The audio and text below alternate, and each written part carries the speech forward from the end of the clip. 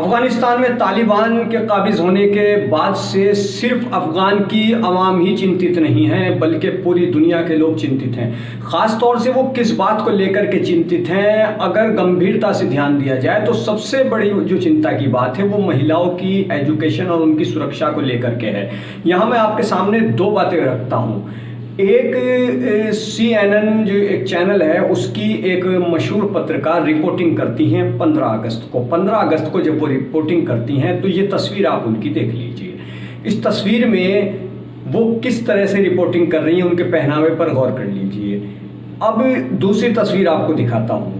ये दूसरी तस्वीर देखिए, ये 16 अगस्त की है। अब इस तस्वीर में देखिए कि इन दोनों तस्वीरों में कितना फ़र्क है। यानी कि 15 अगस्त को वो जो रिपोर्टिंग करती हैं तब तक तालिबान उतनी ताकत में नहीं आया था। जब तालिबान ताकत में आ गया, अफ़गानिस्तान में पावर में आ गया, उसने सत्ता पर एक तरह से पूरी तरह अपना कब्जा कर लिया, उसके बाद से यही CNN की रिपोर्टर हिजाब पहन करके रिपोर्टिंग करती हुई दिखाई दे रही हैं। अमेरिकी media house CNN chief international reporter Clarissa ward हिजाब में नज़र आई हैं और उन्होंने जो रिपोर्टिंग की है उसके मुताबिक अब सड़कों पर महिलाएं कम नज़र आ रही हैं, बुर्का पहनना ज़रूरी हो गया है और बुर्के की दुकानें खुल रही हैं। इसके अलावा कुछ तस्वीरें और हैं। आपने सोशल मीडिया पर देखी होगी, मेन स्ट्रीम मीडिया पर देखी होगी कि विमान की छत पर लोग चढ़ रहे हैं, किसी तरीके से यहाँ से निकल जाएं, काबुल से निकल जाएं, अफगानिस्तान से निकल जाएं, कहीं और चले जाएं, किसी दूसरे शहर चले जाएं, दूसरे देश चले जाएं, लेकिन यहाँ से निकल जाएं। लोगों में एक डर और एक खौफ का माहौल है।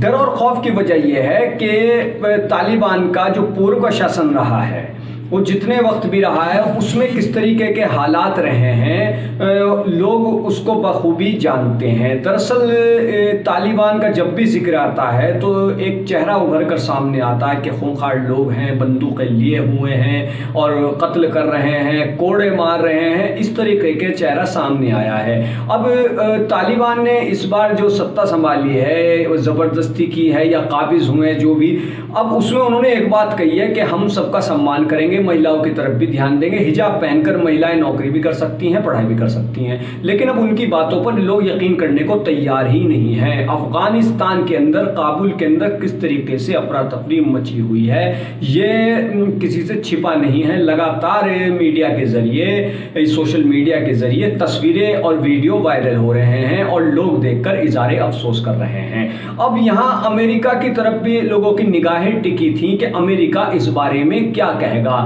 तो अमेरिकी राष्ट्रपति जो बाइडेन ने देर रात अपने देश को खिताब किया और अमेरिकी राष्ट्रपति जो बाइडेन ने अफगानिस्तान से अमेरिकी सैनिकों की वापसी के बाद पहली बार देश को संबोधित किया और उन्होंने तालिबान को भी चेतावनी दी कि अगर नुकसान पहुंचा अमेरिकियों को तो तेजी से जवाब दिया जाएगा। बाइडेन बोले, मानता हूं तालिबान बहुत जल्दी काबिज हो गए, अफगान लीडरशिप ने बहुत जल्द हथियार डाल दिए।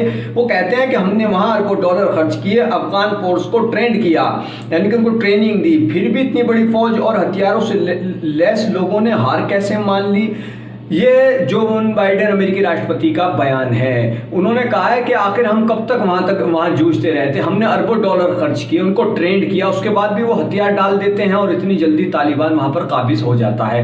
आपको बता दें कि अमेरिका के खिलाफ भी लोगों में गहरी नाराज़गी है कि फ़ौज क्यों वापस बुलाए। इस तरीके की नीतियों को लेकर, अमेरिकी नीतियों को लेकर के नाराज़गी का माहौल है।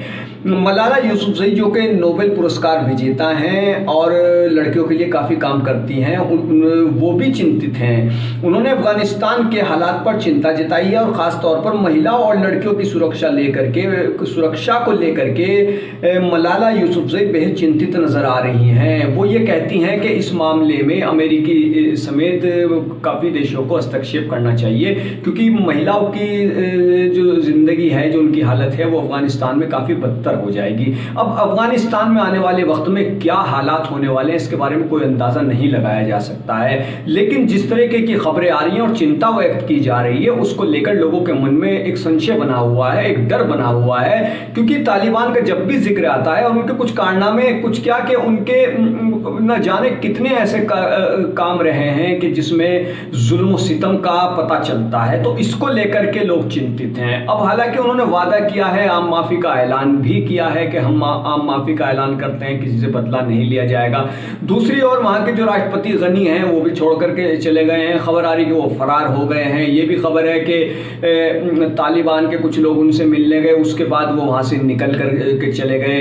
अब वो तजाकिस्तान गए, कजाकिस्तान गए, कहीं पर भी उनको पनाह नहीं मिली। माना जा रहा है कि अमेरिका उनको पनाह दे सकता है। तो बहरहाल ये जो अफगानिस्तान का मामला चल रहा है और ये जो तस्वीरें हैं जो आप देख रहे हैं लगातार सोशल मीडिया पर जो वायरल हो रही हैं, वो ये बताती हैं कि वहाँ पर जनता बहुत ज़्यादा डरी हुई है। इसके अलावा कुछ देशों में जहाँ पर अफ़गानी टूरिस्ट हैं, चाहे वो घूमने गए हुए हों या स्टूडेंट हों या व्यापार के मद्देनज़र गए हुए हैं, वो अपना नाम तक बताने से डर रहे हैं और अपने परिवार को लेकर के चिंतित हैं। जब कई टीवी चैनलों ने, मीडिया ने इस तरीके के लोगों से बात की तो उन्होंने कहा कि हम अपना नाम नहीं बताएंगे क्योंकि तालिबान बहुत खूंखार है, हमें नहीं छोड़ेगा, हमारे परिवार को नहीं छोड़ेगा। हम यहाँ ज़रूर हैं अपने देश से अलग किसी भी देश में, लेकिन हमें हमारे परिवार की चिंता है क्योंकि तालिबान पूरी ताकत से इस बार आया है और ना जाने उसकी नीतियाँ क्या रहेंगी, वो क्या क्या जुल्म उठाएगा।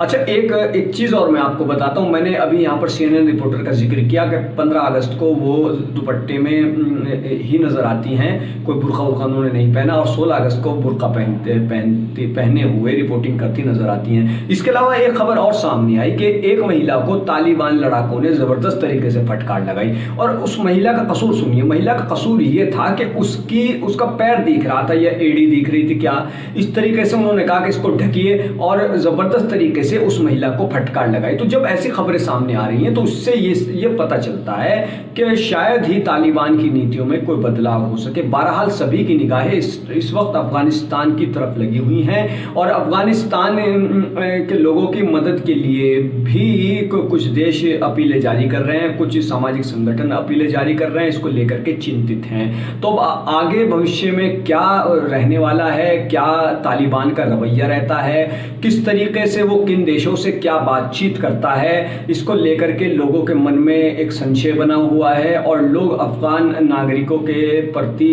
अपने मन में हमदर्दी रखते हैं और रखनी भी चाहिए। और अफगान नागरिकों की क्या हालत है ये आप काबुल के एयरपोर्ट पर जो तस्वीरें आई हैं वहाँ से उसको देखकर अंदाज़ा लगा सकते हैं।